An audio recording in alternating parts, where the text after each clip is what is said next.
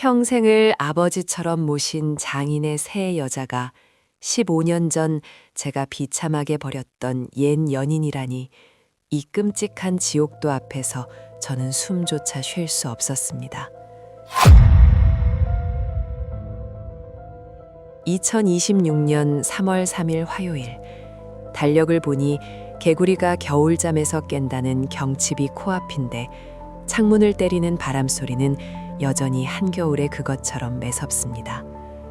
거리에는 성급하게 피어난 목련 꽃봉오리가 찬 바람에 파르르 떨고 있고 사람들의 옷차림은 봄과 겨울 사이에서 갈피를 잡지 못하고 있지요.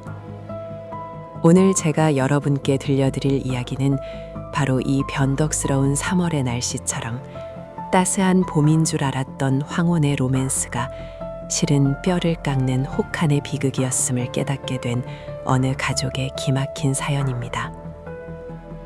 서울 성북동의 한 고즈넉한 한정식집 송원. 은은한 가야금 선율이 흐르는 이곳 별실에는 묘한 긴장감과 설렘이 공존하고 있었습니다. 68의 나이에 찾아온 늦깎이 사랑을 가족들에게 공표하는 자리. 김칠성 씨는 연신 마른 입술을 죽이며 출입문 쪽을 힐끔거렸습니다. 10년 전 아내와 사별하고 적막강산 같은 큰 집에서 홀로 지내던 그에게 우연히 다가온 인연은 메마른 고목에 핀 꽃과도 같았으니까요. 아버님, 넥타이가 좀 비뚤어졌어요. 제가 고쳐드릴게요. 칠성 씨의 하나뿐인 딸 지은이 웃으며 아버지의 옷매무새를 다듬어 주었습니다. 그리고 그 옆에는 지은의 남편이자 칠성 씨가 아들보다 더 의지하는 듬직한 사위 강민호 씨가 앉아 있었습니다. 민호 씨는 장인의 긴장을 풀어주려는 듯 너스레를 떨었습니다. 장인어른, 얼마나 고운 분이시길래 이렇게 뜸을 들이십니까? 저희는 아버님 좋으시면 무조건 찬성입니다. 이제 외로움 끝, 행복 시작하셔야죠. 민호 씨의 말에 칠성 씨는 아이처럼 수줍게 웃었습니다. 그래, 고맙다 민호. 내가 그렇게 말해주니 천군만마를 얻은 것 같구나. 사실 나이 차이가 좀 있어서 너희가 어떻게 생각할지 걱정이 많았다. 그래도 사람이 참 진국이야. 바로 그때였습니다. 드르륵 하고 육중한 미닫이 문이 열리며 종업원의 안내를 받은 한 여인이 들어선 것은 늦어서 죄송합니다. 밖이 생각보다 많이 쌀쌀하네요. 차분하면서도 기품 있는 목소리, 세월을 비껴간 듯한 희고 고운 피부, 그리고 입가에 걸린 서늘한 미소. 칠성 씨는 벌떡 일어나 그녀를 맞이하며 가족들에게 소개했습니다. 자, 인사해라. 앞으로 나와 함께할 윤수진 씨다. 그 순간 방 안의 공기가 순식간에 진공 상태가 된 것 같았습니다. 사위 강민호 씨가 들고 있던 노스저가 챙그랑하는 날카로운 파열음을 내며 바닥으로 떨어졌습니다. 민호 씨의 동공은 지진이라도 난 듯 격렬하게 흔들렸고 얼굴은 백지장처럼 하얗게 질려버렸습니다. 그는 자신의 눈을 의심했습니다. 아니, 차라리 자신이 지금 악몽을 꾸고 있기를 간절히 바랐습니다. 장인어른의 팔짱을 끼고 수줍게 웃고 있는 저 여자 윤수진. 그녀는 15년 전 민호 씨가 가난하다는 이유로 그리고 홀어머니의 극심한 반대에 부딪혀 비겁하게 등을 돌렸던 자신의 청춘을 통째로 바쳐 사랑했던 바로 그 첫사랑이었기 때문입니다. 어머, 사위분이 많이 놀라셨나 봐요. 제가 너무 늦게 와서 긴장하셨나? 수진 씨는 아무렇지도 않다는 듯, 아니 오히려 그 상황을 즐기는 듯한 눈빛으로 민호 씨를 똑바로 응시하며 말했습니다. 그녀의 눈동자 깊은 곳에서 이글거리는 검은 불꽃을 본 순간 민호 씨는 직감했습니다. 이것은 우연이 아니다. 이것은 철저하게 계산된 파멸의 서곡이다. 시청자 여러분, 상상해 보십시오. 내 아내의 아버지, 즉 나의 장인이 결혼하겠다고 데려온 여자가 내가 버린 옛 연인이라면 여러분은 그 자리에서 이 결혼 안 됩니다 라고 소리칠 수 있으시겠습니까? 10%의 법칙이 말해주듯 이 밥상은 이미 축복의 자리가 아니라 지옥의 불구덩이가 되어 있었습니다. 민호 씨는 퍼져나오려는 비명을 억지로 삼키며 떨리는 손으로 물컵을 집어들었지만 물은 입으로 들어가는지 코로 들어가는지 알 수 없었습니다. 식사가 시작되고 코스 요리가 하나씩 들어올 때마다 민호 씨의 속은 타들어갔습니다. 칠성 씨는 아무것도 모른 채 싱글벙글하며 수진 씨의 접시에 맛있는 반찬을 올려주기에 바빴습니다. 수진 씨, 이거 좀 들어봐요. 이 집이 갈비찜을 참 잘해. 우리 사위도 여기 좋아하고. 어머, 그래요? 사위분 입맛이 까다로우신가 봐요. 제 지인 중에도 갈비찜 좋아하는 분이 있었는데. 수진 씨는 묘한 뉘앙스를 풍기며 민호 씨를 곁눈질했습니다. 식탁 아래로 그녀의 구두 끝이 민호 씨의 정강이를 툭 하고 건드렸습니다. 민호 씨가 소스라치게 놀라 고개를 들자 수진 씨는 칠성 씨를 향해 생긋 웃고 있었습니다. 김 선생님, 사위분이 참 듬직하시네요. 따님도 미인이시고 정말 다복한 가정이에요. 제가 감히 이 사이에 끼어도 될지 모르겠어요. 무슨 소리여. 이제 수진 씨가 우리 가족의 중심이 되어줘야지. 안 그런가, 민호야? 칠성 씨의 질문에 민호 씨는 억지로 입꼬리를 올리며 대답했습니다. 네, 그럼요. 아버님만 좋으시다면요. 목소리가 갈라져 나왔습니다. 옆에 있던 아내 지은이 걱정스러운 듯 남편의 손을 잡았습니다. 여보, 어디 아파? 손이 얼음장이야. 취한 거야. 아니, 조금 피곤해서 그래. 괜찮아. 민호 씨는 아내의 손길조차 죄스러워 견딜 수가 없었습니다. 과거 수진 씨와 헤어질 당시 민호 씨는 비겁했습니다. 어머니가 수진 씨의 뺨을 때리고 모욕을 줄 때 그는 침묵했습니다. 성공을 위해, 평온한 미래를 위해 사랑을 헌신짝처럼 버렸습니다. 수진 씨가 울며 매달릴 때도 냉정하게 뿌리쳤던 그였습니다. 그런데 그녀가 15년의 세월을 건너뛰어 가장 잔인한 모습으로 돌아온 것입니다. 식사가 끝나고 잠시 화장실을 다녀오겠다며 일어선 수진 씨를 민호 씨는 비틀거리는 걸음으로 뒤따라 나갔습니다. 복도 끝 인적 드문 비상구 계단에서 민호 씨는 수진 씨의 팔을 거칠게 낚아챘습니다. 윤수진, 너 대체 무슨 짓이야? 여기가 어디라고 나타나? 목적이 뭐야? 민호 씨의 억눌린 절규에 수진 씨는 차갑게 팔을 뿌리쳤습니다. 그리고 민호 씨의 흐트러진 넥타이를 천천히 매만지며 낮게 속삭였습니다. 오랜만이네, 강민호. 여전히 목소리가 크구나. 목적이라니 섭섭하게. 난 그저 외로운 노신사를 사랑하게 된 죄밖에 없어. 왜 내가 네 장모가 되는 게 싫니? 아니면 네가 버린 여자가 네 상전이 되는 꼴을 보기 역겨워서 그래? 장인어른은 아무것도 모르셔. 제발 그만둬. 돈이 필요하면 차라리 나한테 말해. 얼마면 돼? 얼마면 떨어져 나갈 거야? 돈? 수진 씨의 눈매가 싸늘하게 굳어졌습니다. 강민우, 넌 여전하구나. 15년 전에도 네 어머니가 돈 봉투 던지면서 내 인생 짓밟더니 너도 똑같아. 내가 돈 때문에 늙은 남자 수발들러 온 줄 알아. 착각하지 마. 난 지금 내 인생을 걸고 도박을 하는 거야. 네가 지금 누리고 있는 그 평온한 가정, 그 역겨운 행복, 내가 산산조각 내줄게. 기대해. 수진 씨는 또각또각 구두 소리를 내며 유유히 사라졌습니다. 민호 씨는 다리에 힘이 풀려 그 자리에 주저앉고 말았습니다. 3월의 찬 바닥 냉기가 척추를 커고 뇌수까지 얼어붙게 만들었습니다. 그날 이후 민호 씨의 삶은 말라가는 고사목처럼 피폐해졌습니다. 칠성 씨는 하루가 멀다고 수진 씨 자랑을 늘어놓았습니다. 민호야, 수진 씨가 이번 주말에 등산 가자고 하더구나. 너도 같이 가자. 민호야, 수진 씨가 혼수 준비를 하는데 네가 좀 도와주면 안 되겠니? 장인의 해맑은 목소리가 들릴 때마다 민호 씨는 심장이 조여오는 통증을 느꼈습니다. 밤이면 악몽에 시달렸고 식은땀을 흘리며 깨어나는 일이 다반사였습니다. 아내 지은은 남편의 변화를 감지하고 불안해했습니다. 여보, 당신 요즘 이상해. 아빠 결혼 발표하고 나서부터 계속 넋나간 사람 같아. 혹시 새엄마 들어오는 게 싫어서 그래? 유산 문제 때문에? 아니야, 그런 거 절대 아니야. 회사 일이 바빠서 그래. 민호 씨는 차마 진실을 말할 수 없었습니다.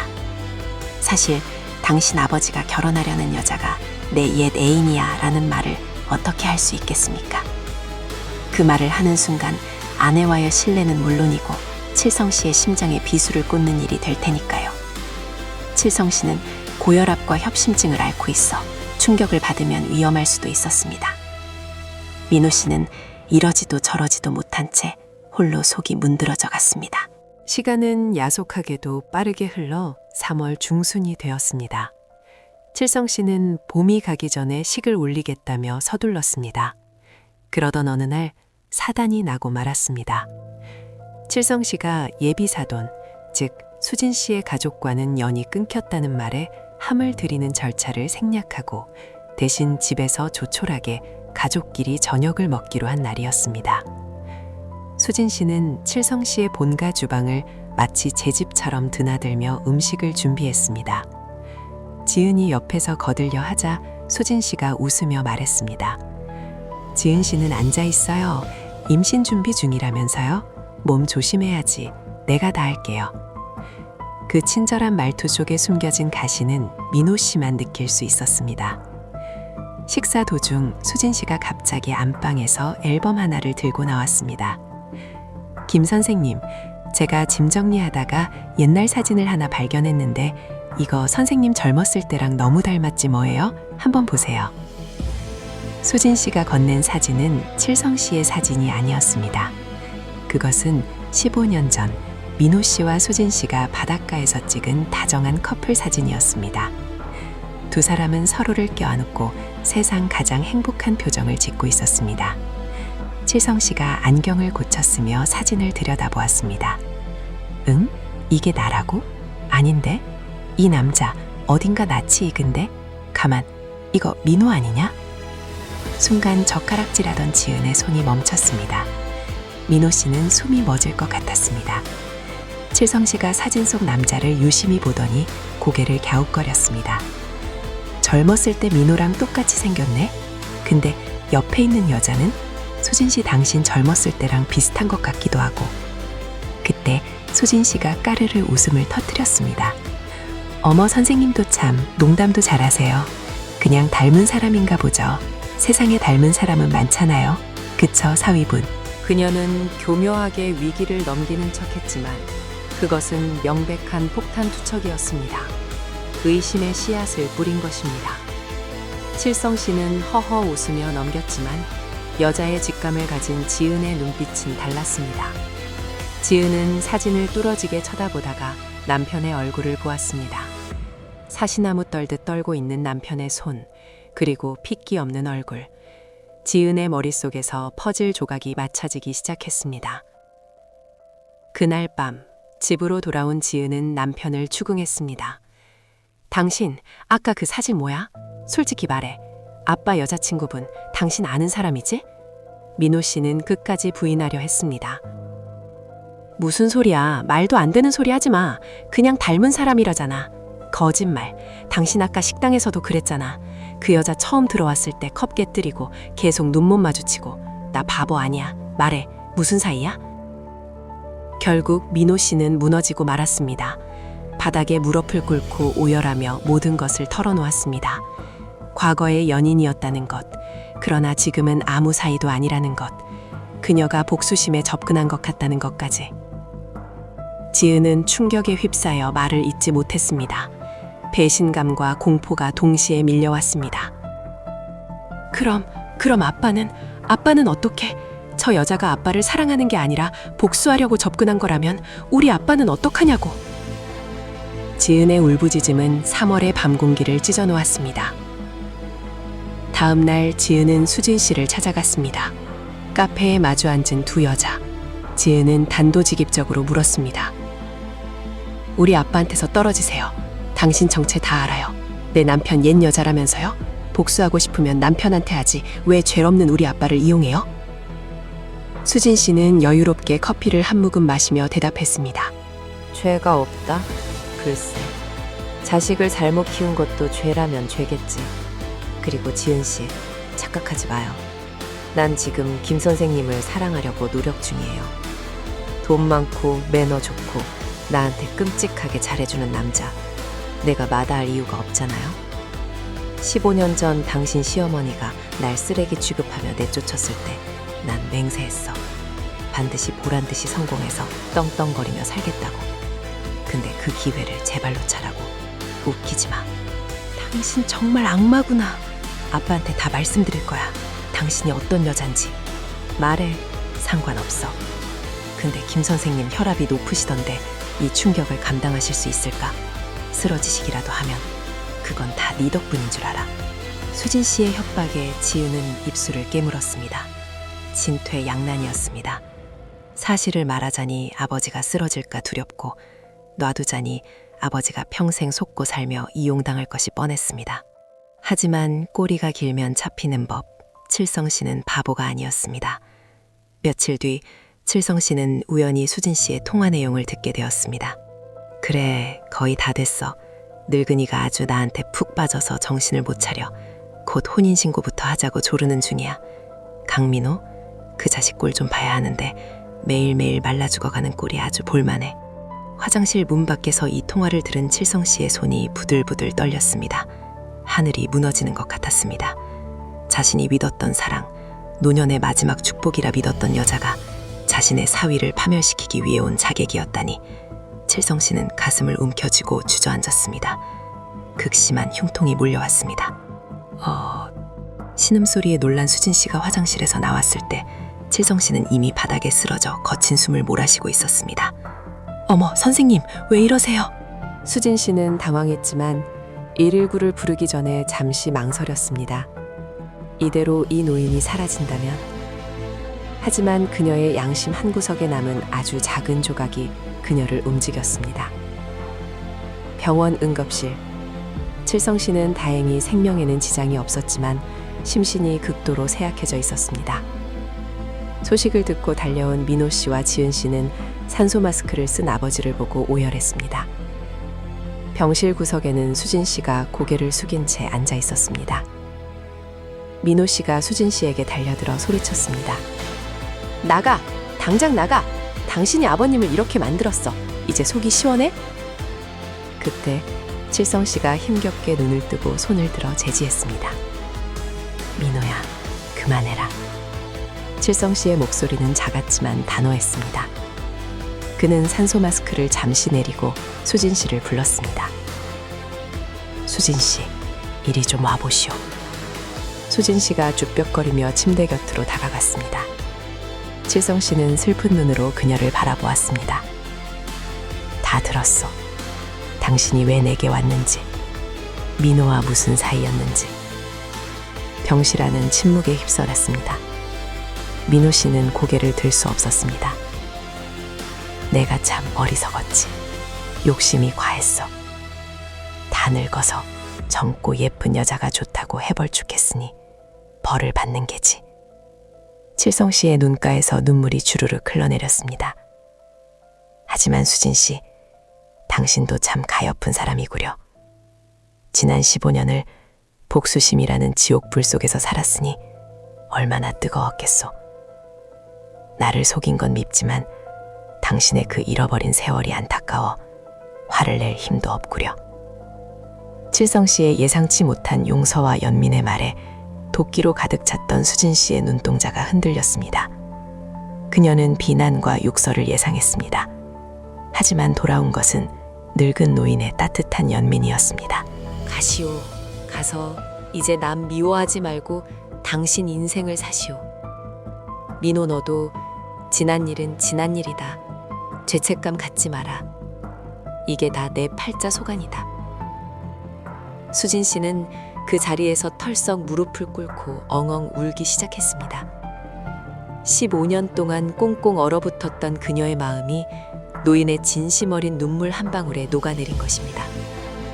복수는 성공한 듯 보였지만 결국 남은 것은 허무한 뿐이었습니다. 결국 수진 씨는 떠났습니다. 칠성 씨와의 약혼은 없던 일이 되었고 그녀는 다시는 이 가족 앞에 나타나지 않겠다는 약속을 남기고 사라졌습니다. 하지만 상처는 남았습니다. 칠성 씨는 몸을 회복했지만 마음의 문을 닫아버렸고 민호 씨와 지은 씨 부부 사이에도 보이지 않는 벽이 생겼습니다. 신뢰라는 유리는 한번 깨지면 다시 붙이기 어려운 법이니까요. 시청자 여러분, 오늘 2026년 3월 3일의 이야기는 해피엔딩이 아닙니다. 현실은 드라마처럼 깔끔하게 끝나지 않지요. 민호 씨는 평생 장인어른에게 씻을 수 없는 죄책감을 안고 살아가야 할 것입니다. 칠성 씨 또한 노년의 씁쓸한 외로움을 다시 견뎌야 하겠지요. 우리는 살면서 수많은 인연을 맺고 끊습니다. 때로는 내가 무심코 던진 돌이 누군가에게는 평생의 상처가 되어 언젠가 부메랑처럼 되돌아올 수도 있다는 사실을 우리는 잊지 말아야 합니다. 강민호세가 15년 전 조금만 더 용기 있게 수진 씨를 감싸주었다면, 혹은 정중하게 이별을 고했다면 오늘 같은 비극은 없었을지도 모릅니다. 창밖에 바람이 조금 잦아들었습니다. 내일은 오늘보다 조금 더 따뜻해지겠지요. 여러분의 가정에는 숨겨진 비밀이나 묵혀둔 원망이 없으신가요? 혹시 있다면 그것이 골마 터지기 전에 먼저 손을 내밀어 보시는 건 어떨까요? 진실을 마주하는 것은 고통스럽지만 거짓된 평화보다는 100배 낫기 때문입니다. 오늘 밤 옆에 있는 소중한 사람의 손을 한번 꼭 잡아주십시오. 그리고 따뜻한 말 한마디 건네시길 바랍니다. 그것이 어쩌면 닥쳐올지 모를 인생의 겨울을 막아줄 유일한 난로일지 모르니까요. 긴 이야기 들어주셔서 저는 다음에도 우리네 삶의 깊은 주름 속에 숨겨진 이야기를 찾아 다시 오겠습니다. 평안한 밤 되십시오. 평생을 의지해온 사위의 옛 연인이 어느 날 갑자기 아버지의 약혼녀가 되어 나타난다면 당신은 이 비극적인 인연 앞에서 침묵하시겠습니까? 지난밤 평안한 밤 되셨습니까? 시니어 본색 스토리텔러 인사 올립니다. 어느덧 달력은 2026년 3월 3일 화요일을 가리키고 있습니다.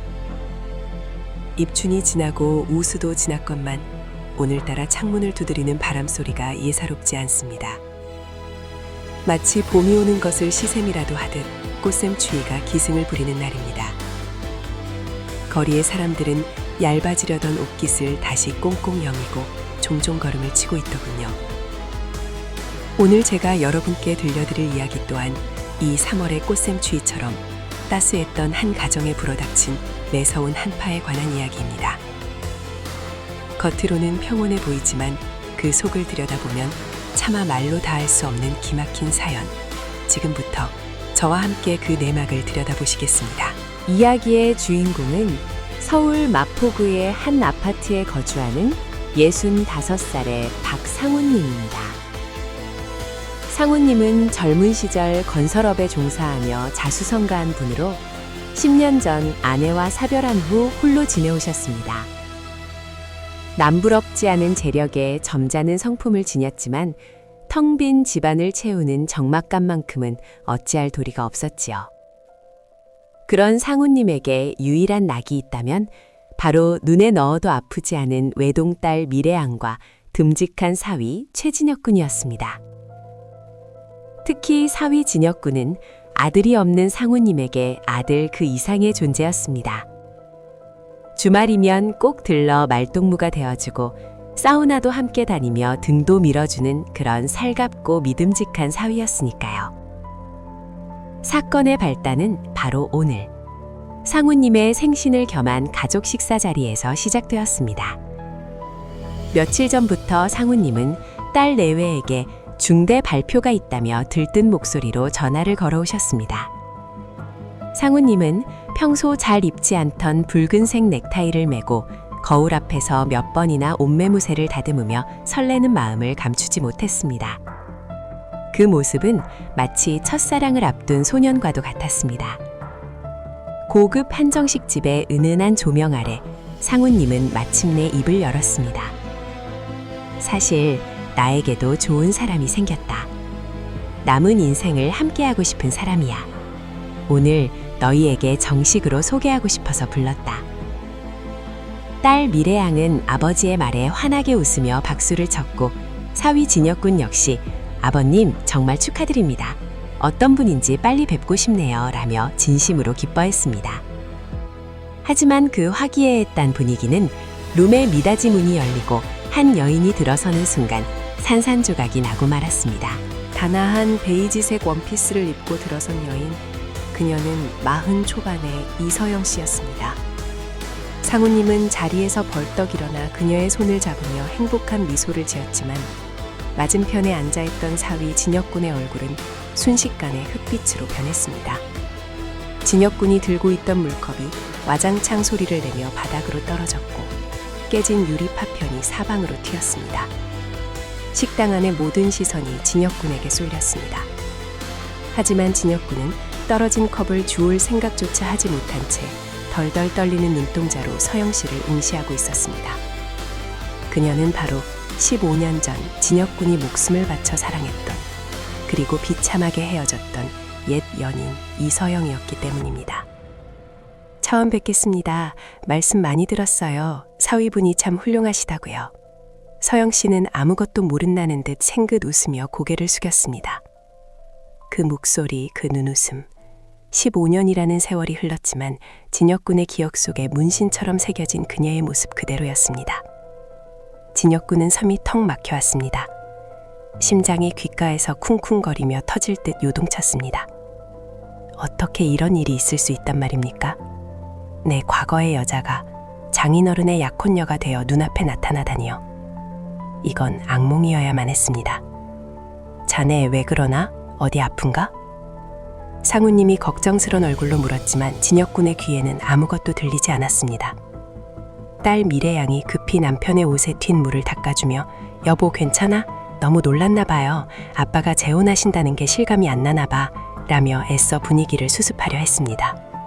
하지만 이것은 단순한 우연이 아니었습니다. 식사가 이어지는 내내 식탁 아래에서는 소리 없는 전쟁이 벌어지고 있었습니다. 서영 씨는 상우님에게 다정하게 반찬을 올려주면서 식탁 아래로는 하이힐 끝으로 진혁군의 정강이를 툭툭 건드렸습니다. 진혁군이 소스라치게 놀라 쳐다보면 그녀는 아주 잠깐 섬뜩하리만치 차가운 미소를 지어 보였습니다. 그것은 명백한 도발이었고 선전포고였습니다. 나를 기억해? 나는 너를 한순간도 잊은 적이 없어 라고 말하는 듯했습니다. 도저히 음식을 넘길 수 없었던 진혁군은 잠시 화장실을 다녀오겠다며 자리를 피했습니다. 세면대 앞에서 찬물을 끼얹으며 정신을 차리려 애쓰던 그때 등 뒤에서 서영 씨의 목소리가 들려왔습니다. 오랜만이네, 최진혁. 좋아 보이네. 부잣집 대릴 사위 노릇하느라 고생이 많아. 거울 속에 비친 그녀의 얼굴은 식사 자리에서의 그 수줍은 예비 신부가 아니었습니다. 토끼가 서린 눈빛, 비웃음이 걸린 입꼬리. 진혁군은 떨리는 목소리로 물었습니다. 당신 대체 목적이 뭐야? 왜 하필 우리 아버님이야? 돈이 필요해서 그래. 그러자 서영 씨는 코웃음을 치며 다가왔습니다. 돈? 그래, 내 장인이 돈이 많긴 하더구나. 하지만 내가 겨우 돈 때문에 이 짓을 벌였을까? 네가 나한테 무슨 짓을 했는지, 네 어머니가 나한테 어떤 모욕을 줬는지 벌써 잊었니? 나는 내 인생을 송두리째 짓밟히고 지옥 속에서 살았는데 너는 이렇게 번듯하게 행복을 누리고 있다니. 이건 불공평하잖아. 과거 진혁군과 서영 씨는 결혼을 약속한 사이였습니다. 하지만 홀어머니 밑에서 어렵게 자란 서영 씨를 탐탁지 않게 여겼던 진혁군의 어머니는 그녀를 찾아가 모진 말로 모욕을 주고 헤어질 것을 강요했습니다. 그 과정에서 서영 씨는 큰 충격을 받았고 진혁군에게는 말도 없이 종적을 감추었던 것입니다. 진혁군은 그녀가 자신을 버리고 떠났다고만 생각했지 자신의 어머니가 개입되어 있었다는 사실은 까맣게 모르고 있었습니다. 제발 부탁이야. 아버님은 건드리지 마. 그분은 죄가 없어. 원한다면 내가 다 보상할게. 제발 떠나줘. 진혁군의 애원에도 서영 씨는 차갑게 돌아섰습니다. 보상? 내 잃어버린 15년은 무엇으로 보상할 건데? 기대해. 이제부터가 진짜 시작이니까. 네가 가장 소중하게 생각하는 그 가족이라는 울타리 내가 하나하나 무너뜨려 줄 테니까. 그날 이후 진혁군의 삶은 생지옥으로 변했습니다. 3월의 햇살은 점점 따뜻해져 개나리가 피어나기 시작했지만 진혁군의 마음에는 시베리아보다 더한 혹한이 몰아쳤습니다. 상우님은 서영 씨와의 결혼 준비에 박차를 가하며 하루가 멀다고 진혁군을 불러냈습니다. 진혁아, 서영 씨가 신혼집 가구를 보러 가자는데 네가 좀 같이 가주면 안 되겠니? 내가 안목이 없어서 말이야. 장인어른의 부탁을 거절할 수 없어 끌려나간 가구점. 침대를 고르며 서영 씨는 진혁군에게 물었습니다. 이 침대 어때요, 사위? 우리 예전에 이런 침대에서 살고 싶다고 했던 거 기억나요? 상우님이 듣지 못하는 찰나를 이용해 던지는 그녀의 말들은 날카로운 비수가 되어 진혁군의 심장을 난도질했습니다. 진혁군은 점점 말라갔고 밤마다 악몽에 시달렸습니다. 아내 미래양은 남편의 변화를 눈치채고 걱정했지만 진혁군은 회사 일이 힘겨워서 그래 라는 말로 둘러댈 뿐이었습니다. 차마 당신의 새엄마가 될 사람이 내 옛 애인이다 라는 말을 할 수는 없었으니까요. 하지만 꼬리가 길면 밟히는 법, 비밀은 예기치 못한 곳에서 터지고 말았습니다. 3월 중순의 어느 날, 미래양이 친정에 들렀다가 우연히 서영 씨의 핸드폰을 보게 된 것입니다. 서영 씨가 잠시 자리를 비운 사이 울린 메시지 알림. 무심코 화면을 본 미래양의 눈이 크게 뜨였습니다. 발신자는 남편 최진혁이었고 내용은 충격적이었습니다. 미래양의 손이 부들부들 떨렸습니다. 남편과 아빠의 약혼녀가 왜 이런 문자를 주고받는단 말인가. 의심의 싹은 걷잡을 수 없이 자라났고 미래양은 남편의 서재를 뒤지기 시작했습니다. 그리고 낡은 다이어리 속에 숨겨져 있던 한 장의 사진을 발견했습니다. 앳된 얼굴의 남편과 서영 씨가 다정하게 끌어안고 찍은 사진. 그 뒤에는 영원한 나의 사랑 서영에게 라는 글귀가 적혀 있었습니다. 모든 퍼즐이 맞춰지는 순간 미래양은 바닥에 주저앉고 말았습니다. 배신감과 충격, 그리고 아빠에 대한 걱정이 파도처럼 밀려왔습니다.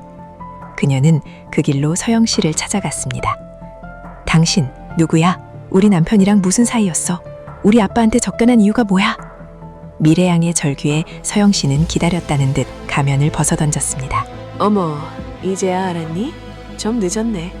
내 남편한테 물어보지 그랬어. 우리가 얼마나 뜨겁게 사랑했었는지.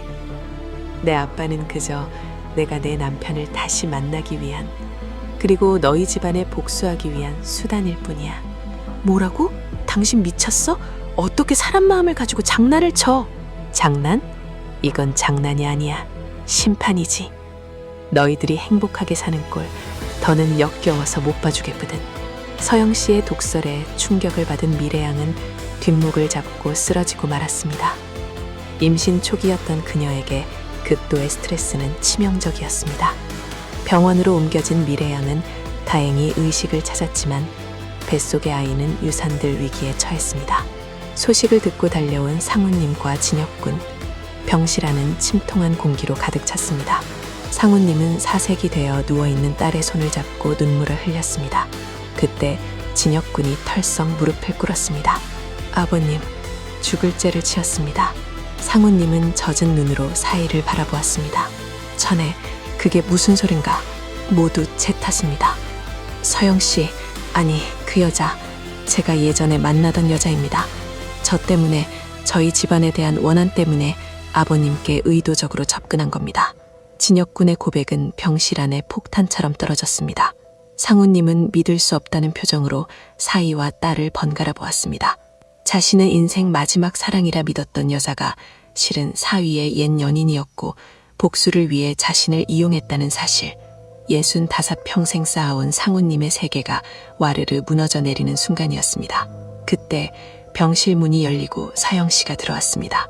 그녀의 표정은 너무나도 담담했습니다. 상우님은 떨리는 몸을 일으켜 그녀에게 다가갔습니다. 서영 씨, 사실입니까? 진혁이가 하는 말이 다 사실이에요? 나를 사랑한 게 아니었습니까? 상우님의 목소리는 처절하게 떨리고 있었습니다. 서영 씨는 그런 상우님을 똑바로 쳐다보며 말했습니다. 사랑? 당신 같은 늙은이래? 착각하지 마세요. 당신이랑 밥 먹고 손잡을 때마다 내가 얼마나 소름 끼쳤는지 알아요? 난 오직 당신 사위, 최진혁이 고통받는 걸 보고 싶었을 뿐이에요. 그리고 내 계획은 성공했네요. 보세요. 당신 가족이 얼마나 비참하게 무너졌는지. 이 나쁜 사람! 상우님은 가슴을 부여잡고 비틀거렸습니다. 배신감보다 더 큰 것은 자신이 놀아났다는 수치심과 사랑하는 딸과 사유에게 씻을 수 없는 상처를 주었다는 자책감이었습니다. 서영 씨는 싸늘한 미소를 남기고 병실을 나갔습니다. 그녀의 뒷모습은 승리자의 그것 같았지만 어딘가 모르게 공허해 보였습니다. 복수는 성공했을지 몰라도 그녀의 곁에는 이제 아무것도 남지 않았기 때문입니다. 3월의 어느 밤, 병실 창밖으로는 여전히 매서운 바람이 불고 있습니다. 사모님은 충격으로 며칠째 식음을 전폐하고 창밖만 바라보고 계십니다. 진혁군과 미래양의 사이 또한 예전 같을 수 없습니다. 서로를 볼 때마다 그 끔찍한 진실과 상처가 떠오르기 때문이지요. 화목했던 한 가정은 그렇게 한 여인의 빗나간 복수심과 과거의 악연으로 인해 산산조각이 나고 말았습니다. 시청자 여러분, 오늘 이 비극적인 이야기를 통해 우리는 무엇을 생각해야 할까요? 인연이라는 것이 때로는 얼마나 무서운 굴레가 될 수 있는지, 그리고 감추고 싶은 비밀이 결국에는 더 큰 화를 부른다는 사실을 우리는 목격했습니다. 만약 진혁군이 서영 씨가 처음 나타났을 때 용기를 내어 장인어른께 사실을 고백했다면 어땠을까요? 혹은 서영 씨가 과거의 상처를 복수가 아닌 용서로 승화시켰다면 그녀의 인생도 이렇게 망가지지는 않았을 것입니다. 복수는 달콤해 보이지만 결국 그 끝은 모두의 파멸뿐입니다. 서영 씨가 떠난 자리에는 차가운 재만 남았고 남겨진 사람들은 그 재를 뒤집어 쓴 채 고통 속에 살아가야 합니다. 2026년의 봄은 왔지만 상우님의 가족에게는 아직 겨울이 끝나지 않았습니다. 어쩌면 우리네 인생사도 이와 다르지 않을지 모릅니다. 얽히고 설킨 인연의 실타래 속에서 우리는 매 순간 선택을 하며 살아갑니다. 오늘 밤 내 곁에 있는 소중한 사람들을 다시 한번 돌아보시길 바랍니다. 그리고 혹시나 마음속에 묻어둔 앙금이 있다면 그것이 독이 되어 퍼지기 전에 털어내는 지혜가 필요하지 않을까 생각해 봅니다. 오늘의 이야기는 여기까지입니다. 가슴 아픈 사연이었지만 이를 반면교사 삼아 여러분의 가정에는 늘 평안과 행복만이 깃들기를 진심으로 기원합니다. 날씨가 많이 찹니다. 이불 따뜻하게 덮으시고 마음만은 봄날처럼 훈훈한 밤 보내시길 바랍니다. 저는 다음 시간에도 우리네 인생의 희로애락이 담긴 깊이 있는 이야기로 다시 찾아뵙겠습니다. 지금까지 시니어 본색 스토리텔러였습니다. 10년 전 뱃속의 아이와 함께 사라졌던 내 여자가 오늘 장인어른의 새 신부가 되어 나타났다면 당신은 이 끔찍한 운명 앞에 침묵하시겠습니까? 시그니처 오프닝 음악이 은은하게 깔리며 찾아듭니다. 반갑습니다. 고품격 시니어 장편 서사, 시니어 본색의 스토리텔러입니다. 달력을 보니 오늘은 2026년 3월 3일 화요일입니다. 어제까지만 해도 봄이 온 듯 따스하더니 오늘은 다시금 옷깃을 여미게 만드는 꽃샘추위가 기승을 부리고 있군요. 창밖을 스치는 바람소리가 마치 겨울이 떠나기 싫어 목리를 부리는 듯합니다. 우리네 인생도 그렇지요. 이제야 좀 살만하다 싶으면 잊고 지냈던 과거의 찬바람이 불어닥쳐 평온했던 일상을 뒤흔들곤 합니다. 오늘 제가 들려드릴 이야기가 바로 그렇습니다. 가장 행복해야 할 축복의 날, 상상조차 할 수 없었던 비극의 주인공이 되어버린 한 가족의 기막힌 사연. 지금부터 저와 함께 그 얼어붙은 시간 속으로 들어가 보시죠.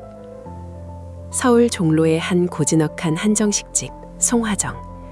입구에 놓인 분재에서는 벌써 매화향이 은은하게 퍼지고 있었지만 예약된 룸 302호의 공기는 팽팽하게 당겨진 활시위처럼 긴장감이 감돌고 있었습니다.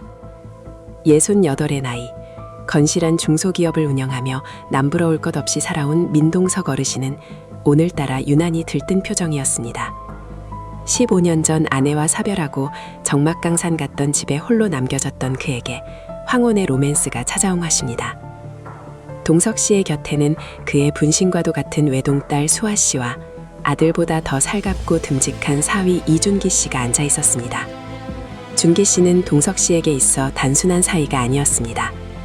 회사가 부도위기에 처했을 때 자신의 전세금을 빼서 막아주었고 동석 씨가 급성 맹장으로 쓰러졌을 때도 가장 먼저 달려와 업고 뛰었던 사람이 바로 준기 씨였습니다.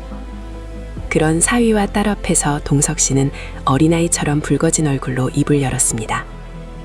내가 이 나이에 주책인 건 안다만 남은 인생을 의지하고 싶은 사람이 생겼다.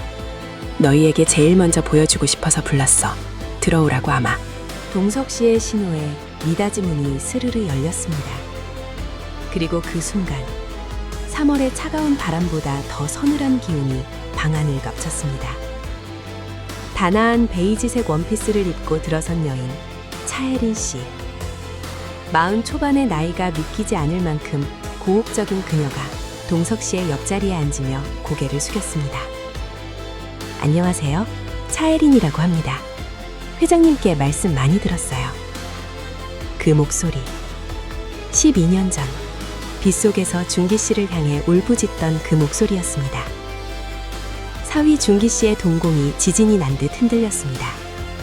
쥐고 있던 노수저가 챙그랑 소리를 내며 바닥으로 떨어졌고 그 날카로운 파열음이 정적을 깼습니다. 준기 씨의 심장은 당장이라도 갈비뼈를 뚫고 나올 듯 요동쳤습니다.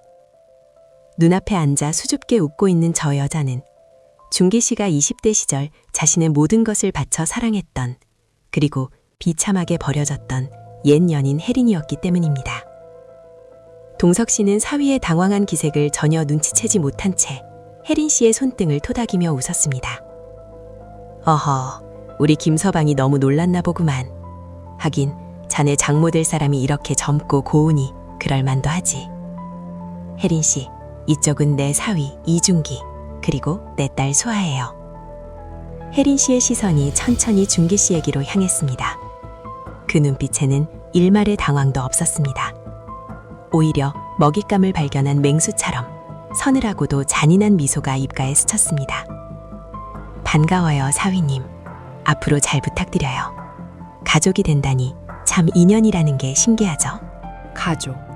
그 단어가 준기 씨의 귀에는 사형 선고처럼 들렸습니다. 식탁 아래로 준기 씨의 주먹이 하얗게 질리도록 꽉 쥐어졌습니다.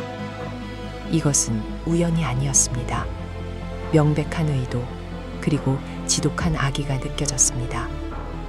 10%의 법칙이 말해주듯 평화로웠던 이 가족의 식사 자리는 이미 돌이킬 수 없는 파국의 소용돌이 속으로 빨려 들어가고 있었습니다. 식사가 이어지는 1시간은 준기 씨에게 지옥과도 같았습니다. 갈비찜이 모래알처럼 씹혔고 수정과는 독약처럼 목을 태웠습니다. 혜린 씨는 동석 씨의 입가에 묻은 양념을 다정하게 닦아주며 완벽한 예비 신부의 모습을 연기했습니다. 하지만 식탁보 아래 보이지 않는 곳에서 그녀의 뾰족한 구두 끝이 준기 씨의 정강이를 툭툭 건드리고 있었습니다. 기억나지? 우리가 얼마나 뜨거웠는지. 마치 그렇게 속삭이는 듯한 그 발짓에 준기 씨는 온몸의 털이 곤두섰습니다.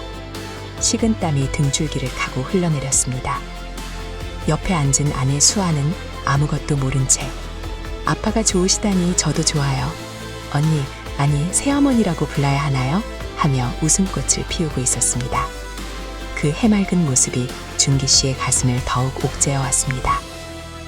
식사를 마치고 동석 씨와 수아가 계산을 하러 잠시 자리를 비운 사이 룸 안에는 무거운 침묵만이 흘렀습니다. 준기 씨가 쉰 목소리로 으르렁거리듯 물었습니다. 다혜린, 너 지금 무슨 짓이야? 왜 하필 우리 장인어른이야? 돈이 필요해? 혜린 씨는 찻잔을 우아하게 내려놓으며 싸늘하게 대꾸했습니다. 돈? 풋. 이준기, 넌 여전히 사람을 그렇게밖에 못 보는구나. 내가 겨우 돈 몇 푼 뜯어내려고 늙은 노인네 비위 맞추고 있는 줄 알아? 난 지금 내 인생을 건 복수를 하는 중이야. 네가 짓밟고 간 내 청춘, 내 아이, 그 대가를 치르게 해주려고. 과거 두 사람은 결혼까지 약속했던 사이였습니다. 하지만 준기 씨의 어머니는 홀어머니 밑에서 자란 가난한 혜린 씨를 탐탁치 않아 했고, 혜린 씨를 찾아가 모욕적인 언사와 함께 돈 봉투를 던지며 헤어짐을 종용했습니다. 그 과정에서 충격을 받은 혜린 씨는 뱃속에 있던 아이를 유산했고, 준기 씨에게는 그 사실을 숨긴 채 종적을 감췄던 것입니다. 준기 씨는 그녀가 다른 남자가 생겨 떠난 것으로만 알고 10년을 원망하며 살았는데, 진실은 이토록 참혹했습니다. 제발, 장인어른은 죄가 없잖아. 나한테 복수해. 차라리 나를 죽여. 준기 씨의 절규에 혜린 씨는 표정 하나 변하지 않고 속삭였습니다. 아니, 넌 살아서 봐야지. 네가 가장 존경하는 장인어른이 무너지는 꼴을. 네가 끔찍이 아끼는 그 아내가 피눈물을 흘리는 꼴을. 그게 내 복수야. 3월의 중순, 거리는 벚꽃 축제 준비로 분주했지만 준기 씨의 집안은 한겨울 폭설이 느린 듯했습니다. 동석 씨는 결혼을 서둘렀습니다. 봄이 가기 전에 식을 올리고 싶다. 합가는 어떠냐? 너희 집 2층 비어 있잖니? 동석 씨의 제안에 준기 씨는 기절할 것만 같았습니다. 매일 아침 눈을 뜨면 장모가 된 옛 연인을 마주해야 하는 삶. 그것은 살아있는 지옥이었습니다. 결국 골마 터진 상처는 비극적인 방식으로 터져나왔습니다. 며칠 뒤 딸 수아가 남편의 서재를 정리하다가 오래된 다이어리 하나를 발견한 것입니다. 그 안에는 준기 씨와 혜린 씨가 다정하게 찍은 스티커 사진, 그리고 태아의 초음파 사진 한 장이 끼워져 있었습니다. 사진 뒤에는 우리 아기 콩콩이와 함께 사랑하는 혜린이라는 메모가 적혀 있었습니다. 수아의 손이 사시나무 떨듯 떨렸습니다. 사진 속 여자는 분명 며칠 전 아빠가 소개한 그 약혼녀였습니다. 충격에 휩싸인 수아는 그 길로 혜린 씨가 머무는 오피스텔로 찾아갔습니다. 당신, 내 남편이랑 무슨 사이였어? 이 아이는 또 뭐고? 수아의 비명에 혜린 씨는 가소롭다는 듯 웃으며 문을 열어주었습니다. 어머, 벌써 알았니? 재미없게. 그래, 내 남편이 죽고 못 살던 첫사랑이 나야. 그리고 그 사진 속 아이? 내 시어머니가 죽인 내 아이고. 진실의 무게는 임신 초기였던 수아가 감당하기엔 너무나 무거웠습니다. 수아는 현기증을 느끼며 바닥으로 쓰러졌고 하혈이 시작되었습니다. 구급차 사이렌 소리가 2026년의 봄밤을 날카롭게 갈랐습니다. 병원 응급실 앞, 뒤늦게 달려온 동석 씨와 준기 씨는 수술실 불이 꺼지기만을 기다리며 피를 말리고 있었습니다. 잠시 후 의사가 나왔습니다. 다행히 수아 씨는 의식을 찾았지만 뱃속의 아이는 지키지 못했다는 청천벽력 같은 소식이 전해졌습니다. 동석 씨는 바닥에 주저앉아 오열했습니다. 내 손주가 하늘도 무심하시지, 이게 무슨 날벼락이야.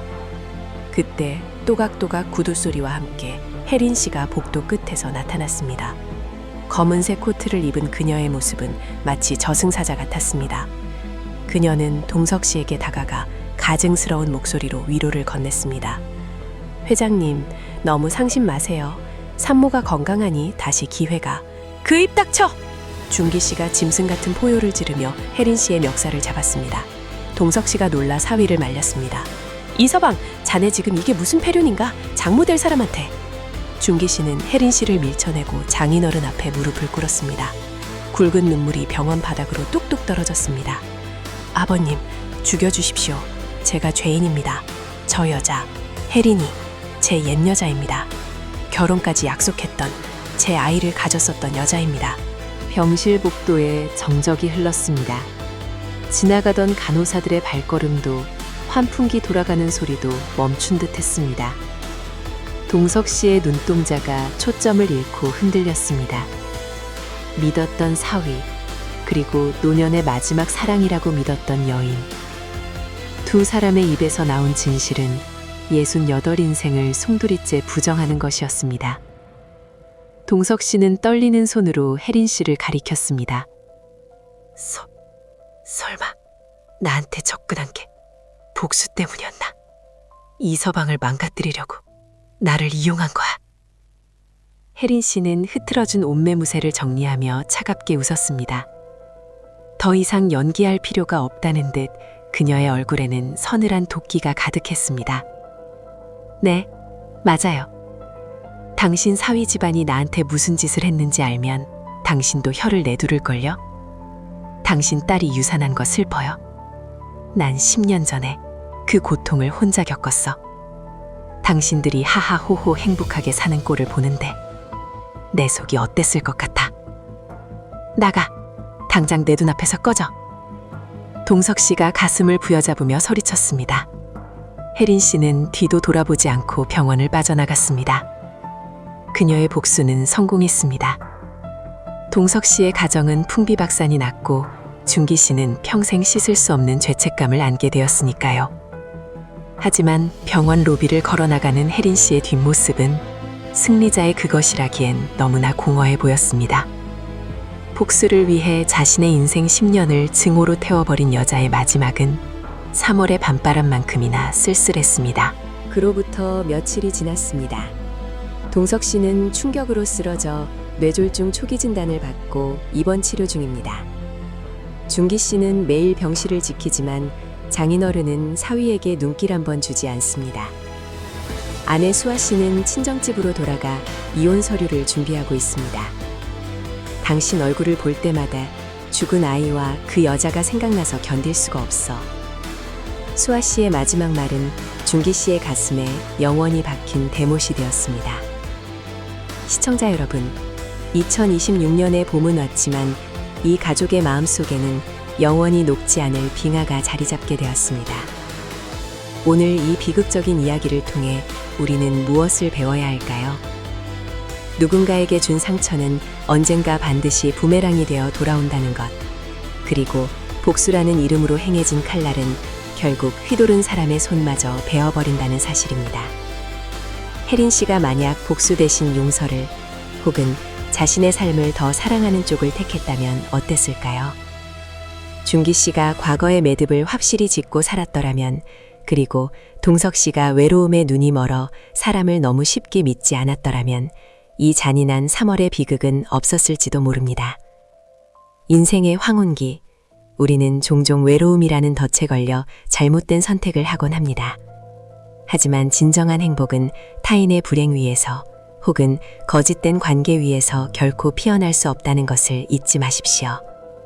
창밖을 보니 어느새 어둠이 짙게 깔렸습니다.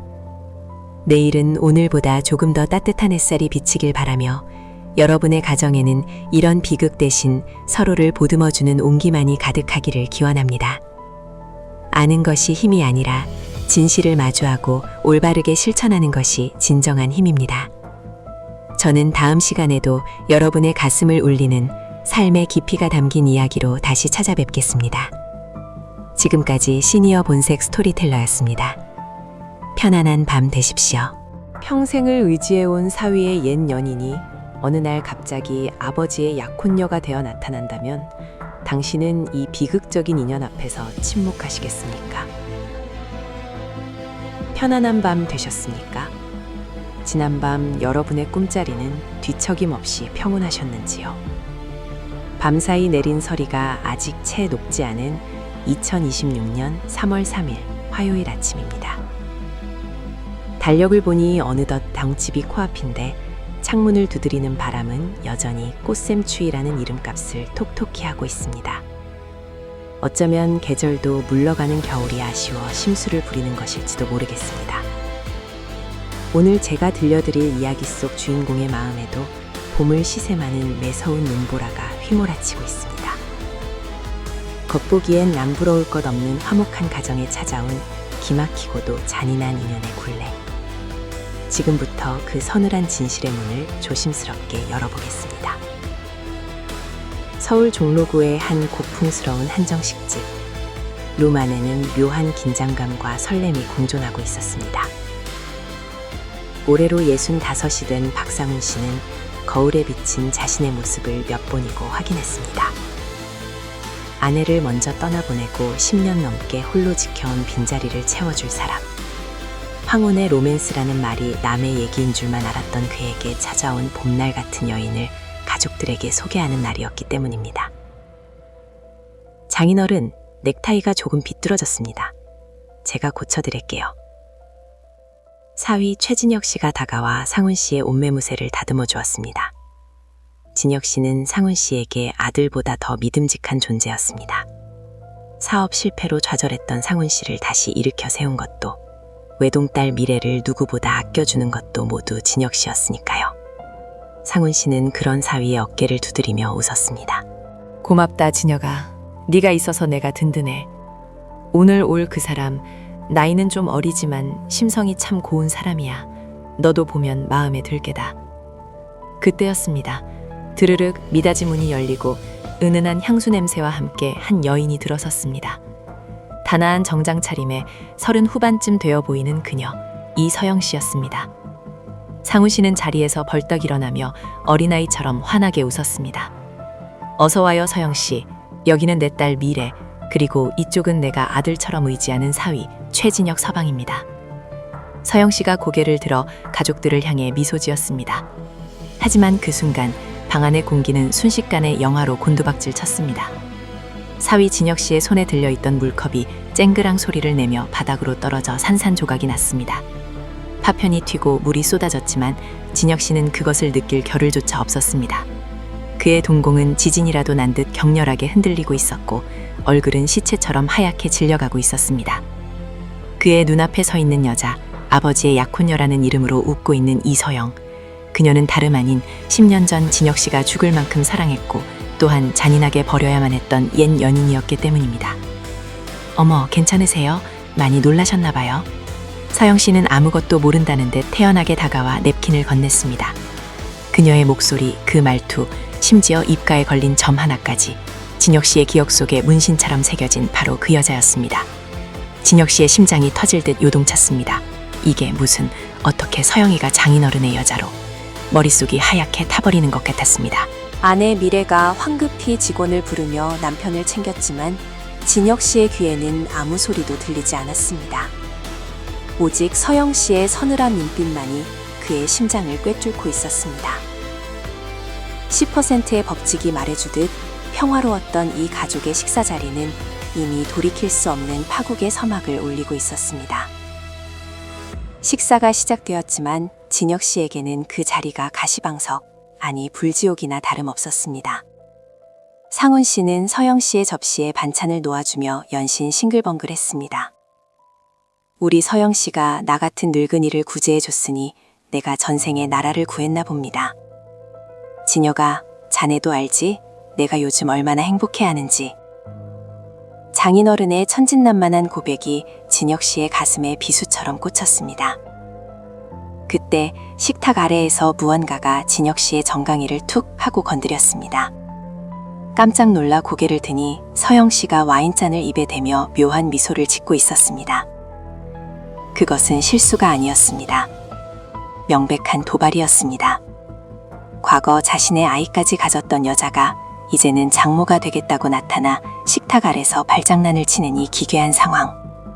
진혁 씨는 구역질이 치밀어 오르는 것을 간신히 참아냈습니다. 잠시 후 상훈 씨와 딸 미래가 화장실을 간다며 자리를 비웠습니다. 룸 안에 단둘이 남겨지자마자 진혁 씨의 표정이 무섭게 일그러졌습니다. 이서영, 너 대체 무슨 짓이야? 왜 하필 우리 장인어른이야? 네 목적이 뭐야? 낮게 으르렁거리는 진혁 씨의 추궁에 서영 씨는 천천히 찻잔을 내려놓으며 싸늘하게 대꾸했습니다. 목적?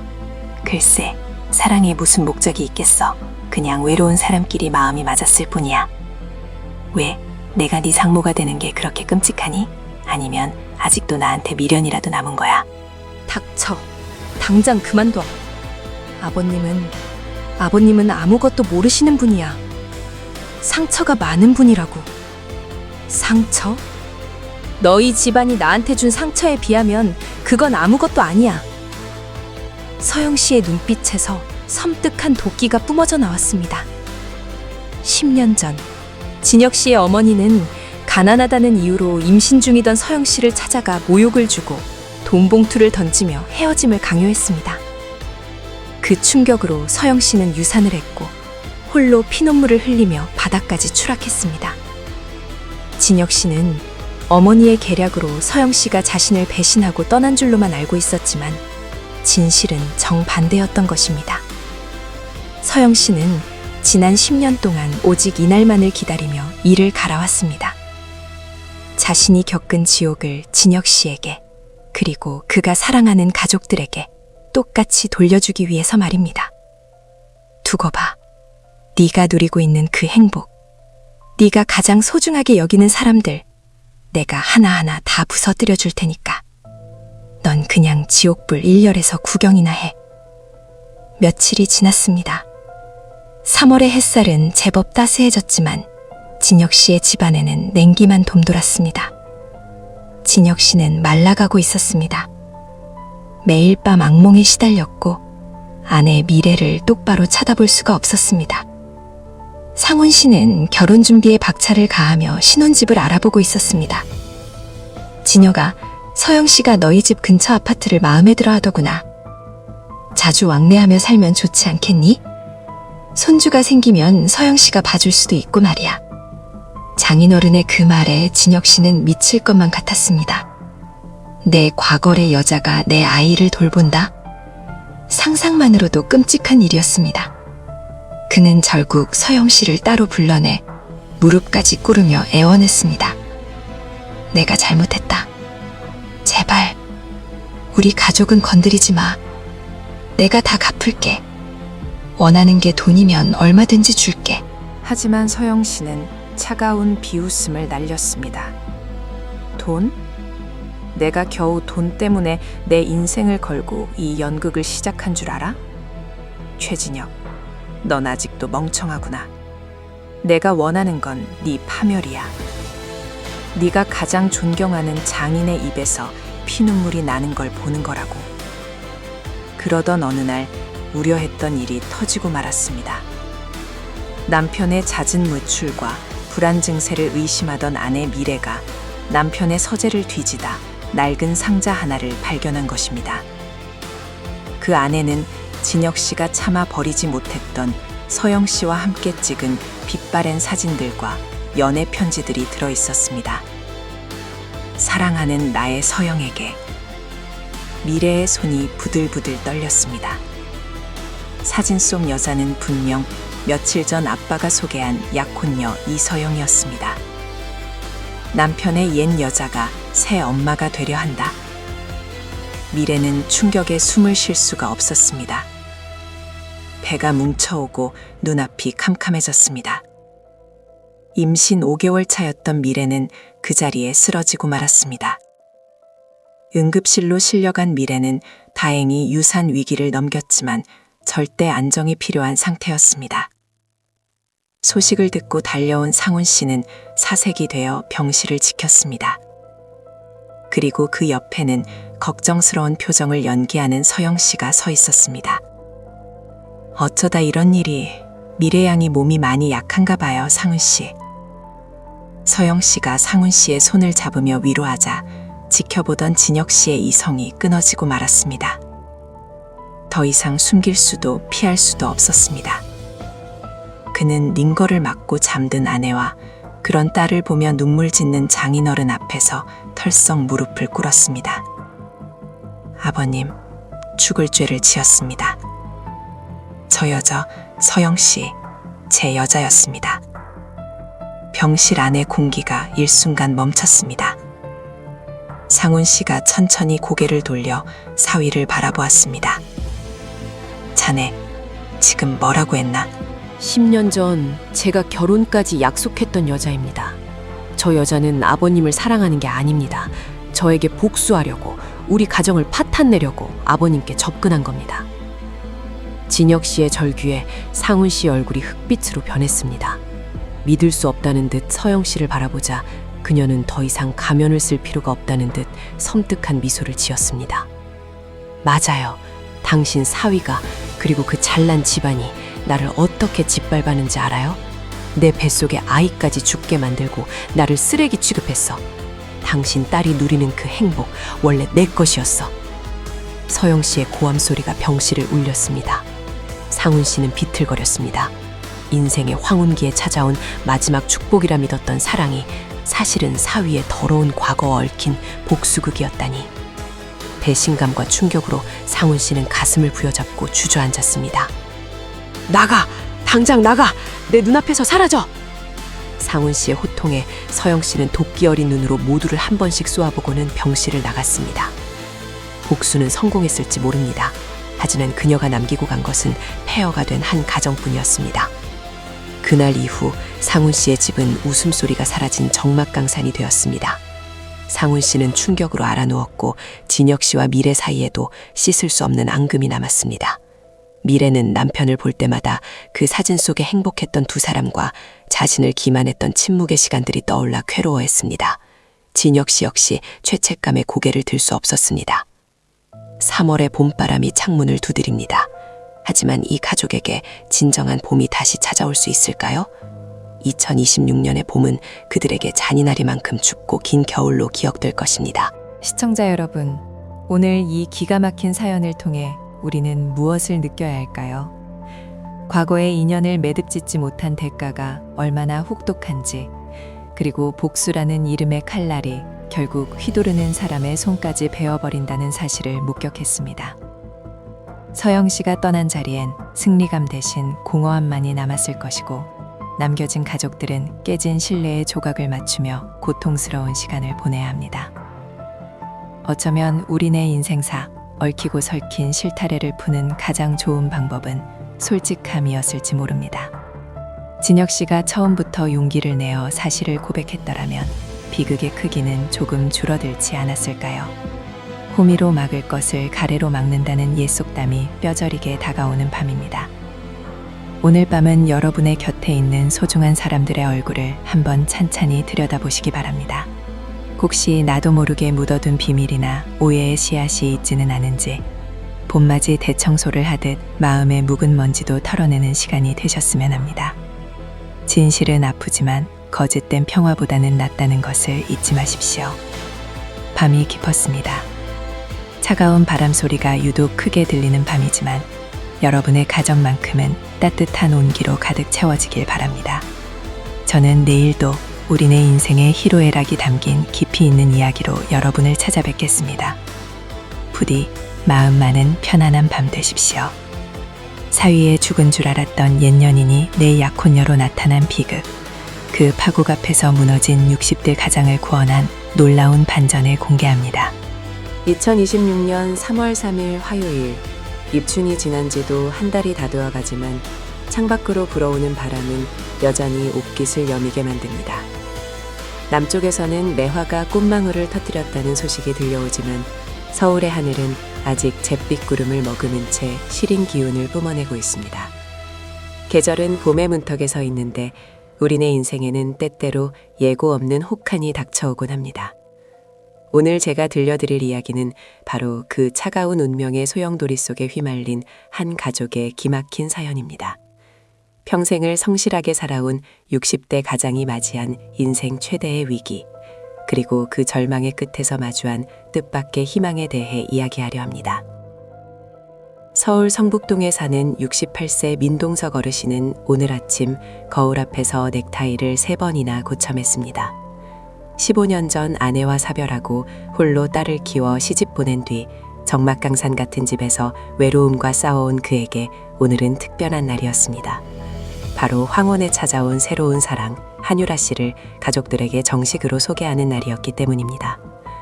40 초반의 유라 씨는 미술관 큐레이터로 동석 어르신에게는 잃어버린 청춘을 되찾아준 구원과도 같은 존재였습니다. 약속 장소인 고급 한정식집 송년의 별실, 동석 어르신은 딸 지은이와 사위 강민호 씨가 앉아있는 테이블로 유라 씨를 안내했습니다. 자, 인사해라. 아빠가 말했던 그분이다. 앞으로 너희에게는 새어머니가 될 뿐이지. 동석 어르신의 목소리는 소년처럼 들떠 있었습니다. 딸 지은이는 아빠가 좋으시면 저도 좋아요라며 환하게 웃었지만 그 순간 사위 민호 씨의 표정은 마치 귀신을 본 사람처럼 하얗게 질려가고 있었습니다. 민호 씨가 물을 마시려다 놓친 찻잔이 바닥에 떨어져 산산조각이 났습니다. 쨍그랑 날카로운 파열음이 방 안의 정적을 갈기갈기 찢어 놓았습니다. 민호 씨의 시선은 유라 씨의 얼굴에 고정된 채 미세하게 떨리고 있었습니다. 그도 그럴 것이 한유라는 민호 씨가 대학 시절 목숨 걸고 사랑했던, 그리고 유학을 떠나며 비참하게 헤어졌던 바로 그 옛 연인이었기 때문입니다. 그녀는 민호 씨를 보며 전혀 모르는 사람인 척 우아한 미소로 인사를 건넸습니다. 처음 뵙겠습니다. 따님과 사위분이 참 잘 어울리시네요. 그 뻔뻔한 목소리에 민호 씨는 숨이 턱 막혀왔습니다. 식사가 진행되는 내내 식탁 위는 화기애애했지만 식탁 아래는 지옥이었습니다. 유라 씨는 동석 어르신에게 음식을 덜어주며 다정한 약혼녀를 연기했지만 민호 씨와 눈이 마주칠 때마다 입가에 서늘한 비웃음을 흘렸습니다. 이것은 명백한 복수였습니다. 과거 민호 씨의 부모님 반대로 헤어져야 했던 그녀가 민호 씨가 가장 존경하는 장인의 여자가 되어 나타난 것입니다. 10%의 법칙처럼 시청자 여러분도 이 기막힌 상황에 가슴을 치며 분노하고 계실지 모르겠습니다. 파국은 예고 없이 들이닥쳤습니다. 화장실에 다녀오던 민호 씨를 복도 구석으로 몰아세운 유라 씨가 본색을 드러낸 것입니다. 놀랐니, 강민호? 세상 참 좁지. 네가 나를 버리고 선택한 그 안락한 삶, 내가 송두리째 흔들어줄게. 두 사람의 언성이 높아지던 그때 뒤따라 나왔던 딸 지은이가 모든 대화를 듣고 말았습니다. 충격에 휩싸인 지은이는 그 자리에서 실신했고, 동석 어르신은 딸의 비명에 뛰쳐나왔다가 사위와 약혼녀의 과거를 알게 되었습니다. 자네, 그게 무슨 소리인가? 유라 씨가 자네 옛 여자라니. 동석 어르신의 떨리는 물음에 유라 씨는 차갑게 돌아섰습니다. 네, 맞아요. 당신 사위가 나를 버렸고 그래서 내가 당신을 선택했어요. 복수하고 싶었으니까. 그 한마디는 동석 어르신의 심장에 비수처럼 꽂혔습니다. 사랑이라 믿었던 모든 것이 거짓과 기만이었다는 사실에 그는 그 자리에서 무너져 내렸습니다.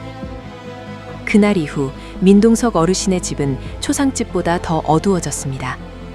유라 씨는 파혼을 선언하고 사라졌지만 남겨진 상처는 너무나 깊었습니다. 지은이는 남편에 대한 배신감에 친정으로 돌아왔고 민호 씨는 죄책감에 고개를 들지 못했습니다. 무엇보다 심각한 건 동석 어르신이었습니다. 그는 식음을 전폐하고 방 안에 틀어박혀 멍하니 허공만응시했습니다. 내가 늙어서 노망이 났지. 내 욕심이 자식들 인생까지 망쳤어. 그는 극심한 우울증과 불면증에 시달렸고 급기야 수면제 없이는 잠들지 못하는 위험한 상태에 이르렀습니다. 3월의 햇살이 창가에 비쳐도 그의 마음은 여전히 시베리아 벌판 한가운데였습니다. 가족들은 어찌할 바를 몰랐습니다. 병원에 가자고 해도 동석 어르신은 창피해서 어디 가서 말도 못한다며 완강히 거부했습니다. 마음의 병은 점점 깊어져 그는 자해를 시도하려는 듯한 위험한 징후까지 보이기 시작했습니다. 그때 민동석 어르신에게 한 줄기 빛 같은 소식이 들려왔습니다. 죄책감에 시달리던 사위 민호 씨가 장인어른을 살리기 위해 백방으로 알아보던 중 정부에서 지원하는 전문 심리 상담 정책을 발견한 것입니다. 바로 보건복지부에서 2024년부터 본격적으로 확대 시행하여 2026년 현재는 완전히 정착된 전국민 마음투자 지원 사업이었습니다. 민호 씨는 조심스럽게 방문을 열고 들어갔습니다. 아버님, 제 잘못이 큽니다. 하지만 아버님이 이렇게 무너지시면 지은이보 저도 살 수가 없습니다. 제발 전문가의 도움을 받아주세요. 요즘은 나라에서 어르신들 마음 건강을 챙겨주는 제도가 아주 잘 되어 있습니다. 동석 어르신은 처음엔 고개를 저었지만 딸 지연이의 눈물 어린 호소에 마음을 돌렸습니다. 민호 씨가 설명해준 이 정책은 과거처럼 정신과 기록이 남을까 걱정할 필요 없이 전문 심리상담센터에서 1대1로 상담을 받을 수 있는 바우처 제도였습니다. 여기서 잠깐 시청자 여러분께도 이 유용한 정보를 자세히 알려드리겠습니다. 혹시 주변에 동석 어르신처럼 말 못할 고민으로 가슴앓이를 하는 분이 계신다면 귀를 기울여 주십시오. 전국민 마음투자 지원 사업은 우울, 불안 등 정서적 어려움이 있는 국민 누구에게나 전문적인 심리 상담 서비스를 제공하는 정부 사업입니다. 1. 지원 대상 정신건강복지센터, 대학교 상담센터, 청소년 상담복지센터 등 심리 상담이 필요하다고 인정된 자 또는 국가건강검진에서 중간 정도 이상의 우울함, 우울증 선별검사 10점 이상이 확인된 분들이라면 소득과 상관없이 누구나 신청할 수 있습니다. 2026년 현재는 시니어층을 위한 맞춤형 상담이 더욱 강화되었습니다.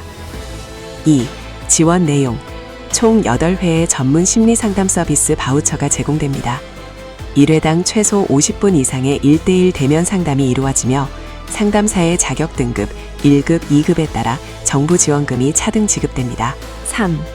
비용. 소득 수준에 따라 본인 부담금이 일부 발생할 수 있지만 정부에서 회당 최대 8만 원, 1급 민영 기준까지 지원해주므로 경제적 부담을 크게 덜 수 있습니다. 자립준비 청년이나 보호 종료 아동 등은 본인 부담금이 면제되기도 합니다. 4. 신청 방법. 거주지 읍면동 행정복지센터, 주민센터를 방문하여 신청하거나 복지로 홈페이지 및 모바일 앱을 통해 온라인으로도 간편하게 신청할 수 있습니다. 민호 씨는 곧바로 주민센터를 방문해 장인어른의 상담을 신청했습니다. 며칠 뒤 바우처 카드가 발급되었고 동석 어르신은 집 근처의 시니어 전문 심리 상담센터를 찾았습니다. 처음 상담실에 들어섰을 때만 해도 그는 입을 굳게 다물고 있었습니다. 자신의 치부를 남에게 드러낸다는 것이 수치스러웠기 때문입니다. 하지만 50대 후반의 베테랑 상담사는 동석 어르신을 재촉하지 않았습니다. 따뜻한 차 한 잔을 건네며 그저 가만히 기다려 주었습니다. 어르신, 많이 힘드셨죠? 여기서는 어떤 말씀을 하셔도 비밀이 보장됩니다. 그저 속이 시원해질 때까지 털어놓으셔도 됩니다. 그 따뜻한 한마디에 둑이 터지듯 동석 어르신의 눈에서 눈물이 쏟아졌습니다. 내가 바보 천치지. 늙어서 주책맞게 사랑은 무슨. 다 내 탓이야. 그는 가슴속에 맺혀있던 배신감, 자책, 그리고 딸 부부에 대한 미안함을 토해냈습니다. 상담사는 그 감정들이 잘못된 것이 아니라 누구라도 겪을 수 있는 자연스러운 상처임을 인지시켜 주었습니다. 총 8회에 걸친 상담이 진행되는 동안 3월의 차가운 바람은 잦아들고 어느새 따스한 봄 햇살이 상담실 창가로 깊숙이 들어오고 있었습니다. 상담 5회차쯤 되었을 때 동석 어르신은 비로소 깨달았습니다. 자신이 속은 것은 자신의 잘못이 아니라 작정하고 덤벼든 상대의 악의 때문이었음을, 그리고 자신을 지키기 위해 동분서주했던 사위와 딸의 사랑이 아직 곁에 남아있음을 말입니다. 그는 상담사에게 말했습니다. 선생님, 이제야 숨이 좀 쉬어집니다. 내 인생이 여기서 끝난 줄 알았는데 아직 내 곁에는 지켜야 할 가족이 있었네요. 모든 상담 과정을 마친 4월의 어느 날, 동석 어르신은 한결 편안해진 얼굴로 가족들을 식탁으로 불렀습니다. 예전처럼 화려한 한정식 집은 아니었지만 집에서 보글보글 끓인 된장찌개를 앞에 두고 세 사람은 마주 앉았습니다. 동석 어르신이 먼저 입을 열었습니다. 민호야, 그리고 지은아, 그동안 내가 못난 모습을 보여서 미안하다. 상담을 받으면서 깨달았다. 지난 일은 지난 일일 뿐 우리에게 남은 날들을 그 여자의 그림자 속에 가둬둘 순 없다는 걸 말이다. 민호, 너도 죄책감 갖지 마라. 그건 네 잘못이 아니었다. 민호 씨는 장인어른의 손을 잡고 하염없이 눈물을 흘렸습니다. 지은이 역시 아빠의 회복에 안도의 한숨을 내쉬었습니다. 비록 가슴 한구석에 흉터는 남았겠지만 그들은 정부의 지원 정책과 서로를 향한 이해를 통해 다시 일어설 힘을 얻은 것입니다. 시청자 여러분, 오늘 민동석 어르신의 이야기를 통해 어떤 생각이 드셨나요? 우리는 살면서 감당하기 힘든 배신이나 충격적인 사건을 마주할 때가 있습니다. 그때 대부분의 어르신은 내가 참으면 되지, 시간이 약이다라며 속으로만 사기십니다. 하지만 마음의 상처는 방치하면 골마 터져 몸에 병까지 부르는 무서운 독이 됩니다. 민동석 어르신이 용기를 내어 전문가의 문을 두드리지 않았다면 이 가족의 봄은 영영 오지 않았을지도 모릅니다. 전 국민 마음투자 지원 사업은 멀리 있는 것이 아닙니다. 여러분의 마음이 지치고 힘들 때 국가가 내어주는 손길을 주저하지 말고 잡으십시오. 아는 것이 힘이 아니라 실천하는 것이 진정한 힘입니다.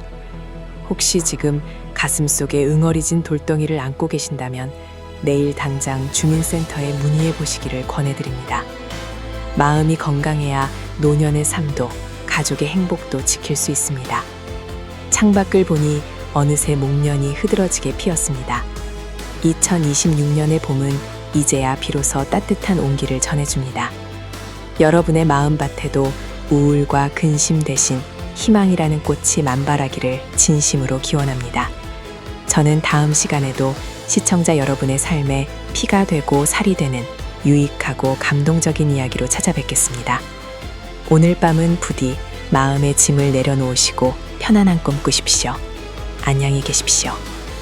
긴 이야기 끝까지 함께 해주셔서 진심으로 고맙습니다. 여러분의 따뜻한 격려와 소중한 의견을 댓글로 남겨주세요. 구독과 좋아요는 다음 영상을 준비하는 저에게 아주 큰 힘이 됩니다. 감사합니다.